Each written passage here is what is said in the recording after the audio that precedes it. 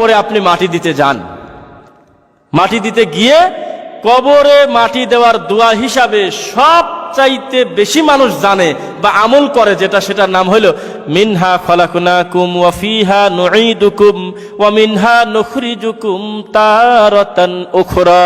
কোরআন মাজিদের আয়াত। কোরআন পড়লে প্রতি হরফে 10 নেকি।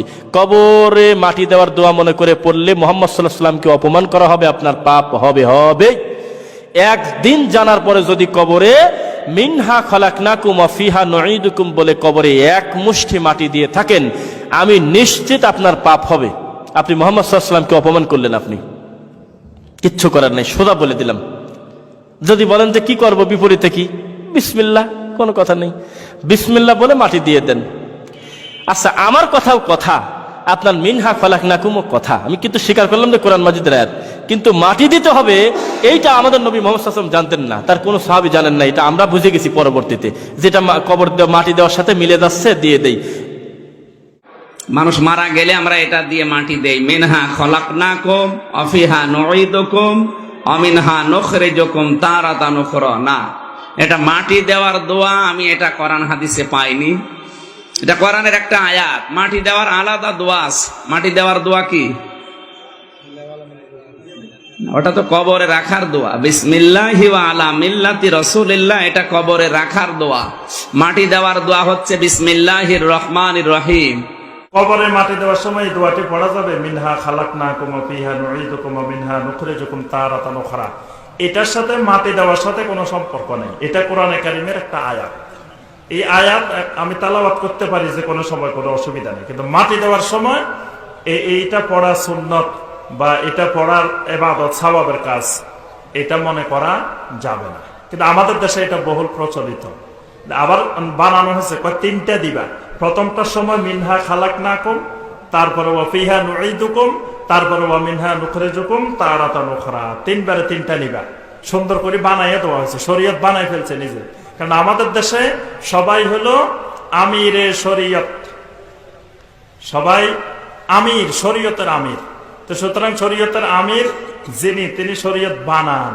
এই ভাই প্রশ্ন করেছেন যে মৃত্যু ব্যক্তিকে মাটি দেওয়ার সময় আমাদের দেশে বলা হয় মিনহা খালাকনাকুম ওয়া ফিহা নুঈদুকুম ওয়া মিনহা নুখরিজুকুম তারাতান উখরা।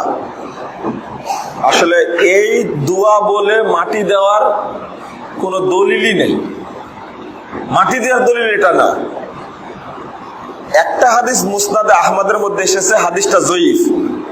আপনারা জাল হাদিসের কবলে রাসূল সাল্লাল্লাহু আলাইহি ওয়াসাল্লাম সালাত, এই বইটার মধ্যে পড়েছেন হয়তোবা। এই হাদিসটা জয়ীফ যে কবরে রাখার সময় দোয়াটা পড়তে হবে, কিন্তু এটাও জয়ীফ হাদিস।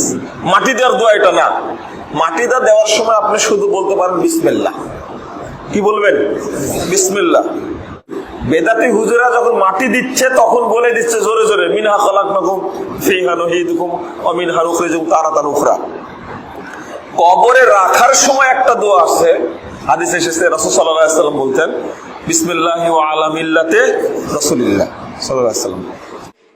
এখানে একটা প্রাসঙ্গিক কথা বলে রাখি, মিনহা খলাকনাকুম ওয়া ফিহা নুঈদুকুম ওয়া মিনহা নুখরিজুকুম তারাতান উখরা। এই দোয়াটা আমরা একটা জায়গায় পড়ি, বলেন তো কোন জায়গাটা? মাটি দেওয়ার সময় কিভাবে বলেন? বিসমিল্লাহ, প্রথম এক টুকরা মাটি নিলেন, মিনহা খলাকনাকুম, আর এক টুকরা মাটি নিলেন, ওয়া ফিহা নুঈদুকুম, আর এক টুকরা মাটি নিলেন, ওয়া মিনহা নুখরিজুকুম তারাতান উখরা। আমরা বলি না? কিন্তু ভাই কোনো রেফারেন্স যে নাই, কোন দলিল যে নাই। দলিল আছে এতটুকু, অর্থ এখানে উল্লেখ করা, হাতে মাটি নিলাম, এখান থেকে আমি তোমাদেরকে সৃষ্টি করেছি, আবার হাতে মাটি নিলাম, এখানেই ফিরিয়ে দিলাম, আবার হাতে মাটি নিলাম, মানে অর্থের সাথে কাজের সাথে মিলল। কিন্তু ভাই এই আয়াতটা এই জায়গায় পড়ার ব্যাপারে কোনো হাদিস নেই। এই আয়াতটা অর্থ সুন্দর, এখান থেকে শিক্ষা নিতে হবে যে আমরা এই মাটি থেকে সৃষ্টি হয়েছি, মাটিতে আমাদেরকে দাফন করা হবে, সেখান থেকে পুনরুত্থিত হব। কিন্তু মাটি দেওয়ার সময় এই দোয়া পড়তে হবে, তার কোনো রেফারেন্স নাই। তাই মাটি দেওয়ার সময় এই দোয়া পড়া যাবে না, শুধু বলতে হবে বিসমিল্লাহ। কবরে মাটি দিতে হবে। এখানে আল্লাহ নবী সাল্লাল্লাহু আলাইহি ওয়াসাল্লাম বলছেন, জানাজার সালাতে শরীক হলে এক কিরাত, এক বড় উহুদ পাহাড় সমান নেকি। আর কেউ মাটি দিতে, যদি মাটি দেওয়ায় প্রত্যক্ষ সাক্ষী হয়, তাহলে সেও আরেকটা কেরাত নাকি পাবে। তাহলে এখানে মাটি দেবেন, কি বলে দেবেন?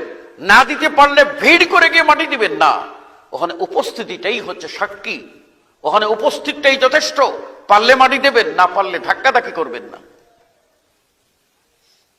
মুসলিমকে কষ্ট দেওয়া শরীয়তে বৈধ না, এই জন্য ধাক্কাধাক্কি করবেন না। সেখানে পারলে মাটি দেবেন, না পারলে সাক্ষী থাকবেন। আর মাটি যখন দেবেন বিসমিল্লাহ বলে মাটি দিয়ে চলে আসবেন। মিনহা খালাকনাকুম ওয়া ফিহা নুঈদুকুম ওয়া মিনহা নুখরিজুকুম তারাতান উখরা। এটা আল্লাহর কথা, এর সাথে আপনার দোয়াও নাই, কিচ্ছু নাই, এটা বলার কোনো প্রয়োজনও